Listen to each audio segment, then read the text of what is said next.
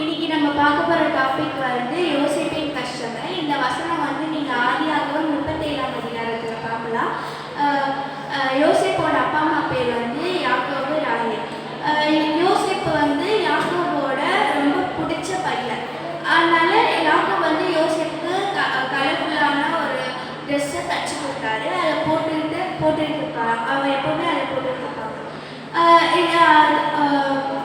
யோசேப்பு வந்து ஒரு நாள் கனவு வருது. என்ன கனவுனா, அவங்க அண்ணன் தம்பிங்க எல்லாரும் நெல்கதிரில் வெட்டி வச்சிருக்காங்க. அதில் யோசேப்போட நெல்கதிர் மட்டும் நிமிர்ந்து இருக்கு.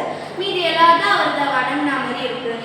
அப்போ வந்து யோசேப்போட அண்ணன் தம்பிகளுக்குலாம் ரொம்ப போகுது. நாங்களாம் உன்னை வணங்குவோமா அப்படின்னு அப்படின்னு சொல்றாங்க. இன்னொரு நாள் வந்து இன்னொரு கனவு வருது.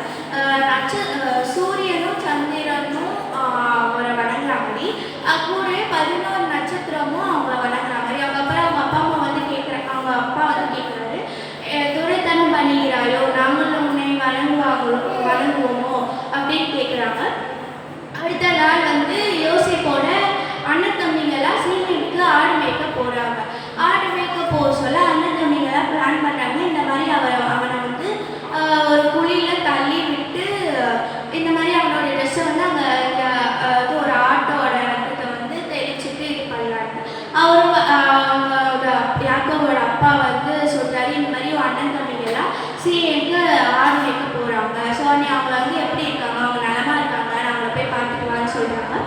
அவரும் போகிறாரு. இந்த மாதிரி அவங்க யோசேப்போட அண்ணன்கள்லாம் அவர் குழியில் தள்ளி விட்டு அவரோட ட்ரெஸ்ஸை வந்து அந்த பக்கத்தில் இருக்க ஆட்டை வெட்டி வெட்டி அதோட ரத்தத்தை வந்து அந்த ட்ரெஸ்ஸு மேலே தெளித்து அவங்க அப்பா கிட்ட போய் இந்த மாதிரி தம்பி இறந்துட்டான், அந்த மாதிரி இறந்துட்டான்ட்டு ட்ரெஸ்ஸை காட்டுறாரு. அவங்க அப்பாவும் ரொம்ப ஃபீல் பண்ணார்.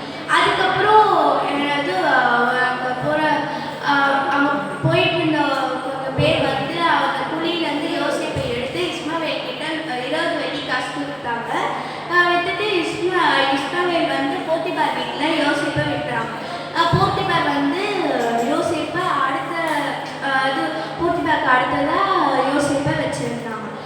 அதுக்கு ஒரு நாள் அவங்க ஒய்ஃப் வந்து யோசேப்பை தப்பு செய்ய கூப்பிட்டனால யோசேப் வந்து நான் ஆண்டவருக்கு எதிராக எப்படி பண்ண முடியும்ட்டு அங்கே இருக்க மக்கள்லாம் இந்த மாதிரி ஒய்ஃப் என்ன பண்ணிட்டாங்க, இவன் தான் எனக்கு இதை பண்ண கொடுத்தான்ட்டு அங்கே இருக்க மக்கள்லாம் வந்து யோசேப்பை எகிப்து தேச சிறையில் அடிச்சிட்டாங்க.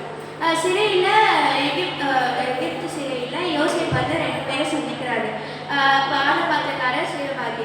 அவங்களுக்கு 2 பேருக்கும் கனவு வருது. அந்த கனவு வந்து யோசேப்பு சொல்லிட்ட பிறகு நீங்கள் வெளியே போயிட்ட பிறகு என்னை பார்க்கக்கூடாது அப்படின்னு சொல்கிறாங்க. ஆனால் அவங்க வெளியே போய் யோசேப்பை மறந்துட்டாங்க. அவங்க யோசேப்பை பற்றி எதுவும் சொல்ல. அதுக்கப்புறம் எகிப்து ராஜாவோட பார்வனுக்கு வந்து ஒரு கனவு வருது. என்ன கனவுனா, முதல் 7 வருஷம் பண்ணிங்க நல்லா குஸ்தியாக இருக்குது, நல்லா இருக்குது. அடுத்த 7 வருஷம் பஞ்சம் இருக்க மாதிரி பண்ணிட்டு இருக்கு. அதை வந்து யோசிப்பு அதை வந்து ராஜா வந்து பார்வன் ராஜா வந்து கேட்குறாரு, யாருக்காவது இதோட விதை தெரியுமா, இப்படி நீங்கள் சொன்னீங்கன்னா நான் உங்களுக்கு இவ்வளோ தங்கம் தருவேன் அப்படின்னு சொல்கிறேன். ஆனால் யாருக்குமே தெரியல.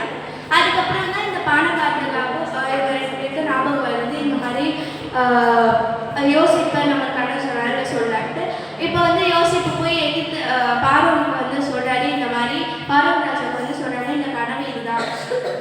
இந்த மாதிரி சொன்னோடனே அவர் வந்து இந்த மாதிரி முதல் 7 வருஷம் நீங்கள் நல்லா இருப்பீங்க, நீங்கள் சாப்பாடெலாம் சேமிச்சு வைங்க, அடுத்த 7 வருஷம் நீங்கள் வந்து கஷ்டப்பட சொல்லி இது உங்களுக்கு உதவியாக இருக்கும் அப்படின்னு சொல்கிறாங்க.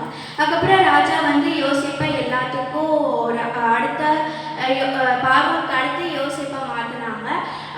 இப்போ வந்து யோசேப்பு அடுத்த அசிஸ்டண்ட் ஆன பிறகு, பார்வனுக்கு அசிஸ்டண்ட் ஆன பிறகு இப்போ வந்து அவங்க தான் அவங்க தகப்பனுக்கும் அவங்க அண்ணனுக்கும் பாதுகாப்பாக இருந்தாங்க. இதோட மாடல் என்னன்னா, ஏசப்பா நினச்சா எந்த